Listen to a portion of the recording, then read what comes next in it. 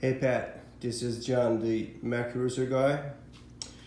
I spoke to you in the morning about the Mercruiser 3.0 that I had give you for machine work to get the prep work for rebuild. Looks good so far, it's clean. But when I attempt to start the rebuild, the first thing came to my attention was the main bearings. Again, I'm looking at this. My engine is 181 CID 3 liter. And after a little investigation, I figured that this is for Chevy 151, which is 2.5 engine. You may want to say that they are pretty similar engines. But I want to show you this by getting this main bearing. This is number 5, rear main bearing. I'll try to install it. As you can see, we have the groove on the right hand side here as well.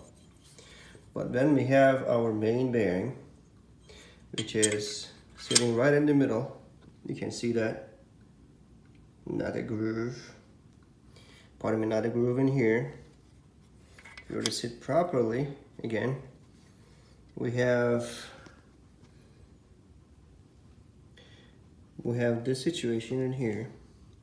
I can tell you by just feeling it, it's not sitting all the way to the bottom. It's suspended in there because of this thing right there, you see. And I try to do the same thing on the number 5.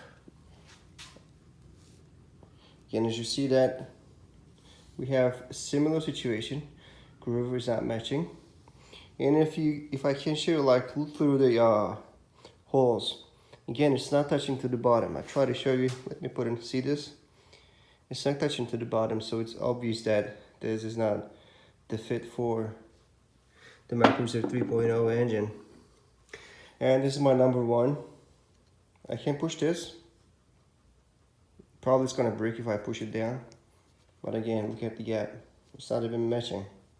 Look at this. That was the thing that I'm talking about. Again, this is for Chevy 151 King engine bearing. All right, this is what the situation is about main bearing. I can get one tub and try to put in the number 1. Like I said, number 1 is a little larger than the rest of them, as you see. But here we go, same situation. If I put it over here, just to match it, it just doesn't make sense. Especially in here, if I put it in any other main bearing area, this is gonna stick out like this, and it's gonna hit the piston rod, which is gonna break. So that's the problem that I'm having with this. Secondly, when I look at my manual, which is specific for 181, and for connecting rod cap nuts, it goes to 45 foot-pounds. But when I look at the machinist note, it says, please torque the 4 foot-pounds. I'm not questioning this if you guys put it that way, and I trust your expertise, but just want to make sure because it's going to change the clearance. If you have one by the 2.5 manual instead of 3.0, and if I'm torquing this 440, and after all having an issues with the engine, you know, all the money and time spent is gonna be waste. So I just wanna start with the right foot and do a great job, because I don't have a lot of time. And you mentioned that we had a gallery plug situation. Now look at this, we got a plug in here, and freeze plug is there. This is the front cover. I don't see anything in here.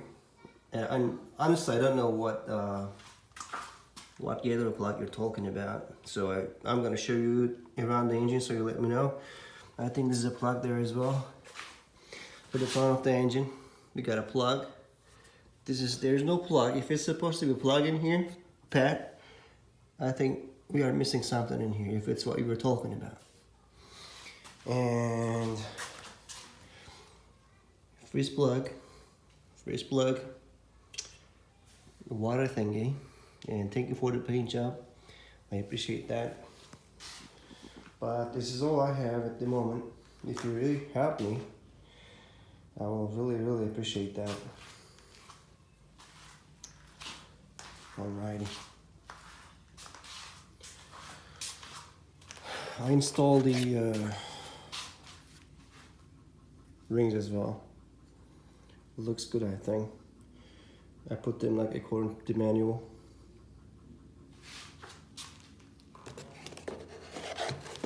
Head is here waiting for it to be rebuilt.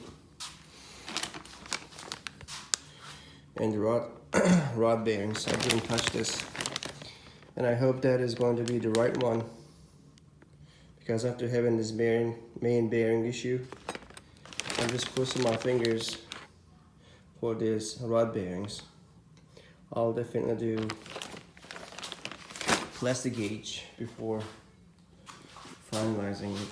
So, all right, Pat, you let me know. You're the master and I'm your student. Thank you so much.